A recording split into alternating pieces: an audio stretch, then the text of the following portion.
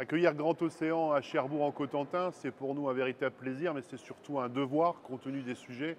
Et je suis vraiment très heureux de voir tous ces scientifiques ici dans notre ville, dans le cadre de Grand Océan, venir nous expliquer pourquoi il faut accélérer sur la question de la protection de l'océan. L'ensemble de ces enjeux environnementaux, c'est aussi un vrai sujet pour l'ensemble des collectivités locales et pour le maire que je suis. Et nous essayons d'agir pour former nos habitants, pour les informer de ce besoin de changer un certain nombre de comportements. Et donc on monte par exemple un certain nombre d'opérations. Je pense notamment à l'opération Ici commence la mer, où on a sensibilisé les habitants et puis bien sûr les jeunes générations à respecter l'océan. Nous avons aussi ici dans notre ville une maison de l'environnement qui fonctionne extrêmement bien et qui accueille des milliers de visiteurs tous les ans sur la question de ces enjeux environnementaux.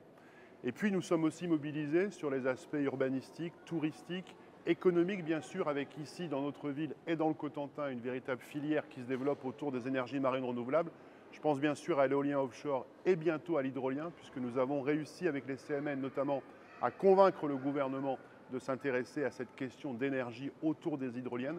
Ça va devenir une réalité. C'est à la fois une question d'indépendance énergétique du pays et puis bien sûr de la capacité à utiliser aussi une forme d'énergie de la mer. Moi, je voudrais vraiment passer ce message, profiter aussi de Grand Océan. Nous avons tous un devoir collectif, un véritable enjeu de décarbonation.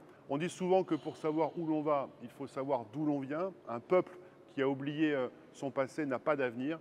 Alors j'invite l'ensemble des habitantes et des habitants, l'ensemble des Françaises et des Français à se poser les bonnes questions, à se souvenir, à construire ensemble, à être producteurs d'idées nouvelles pour imaginer le monde de demain en intégrant bien sûr cette question de la protection de l'océan et de la protection de notre environnement au cœur de nos décisions collectives.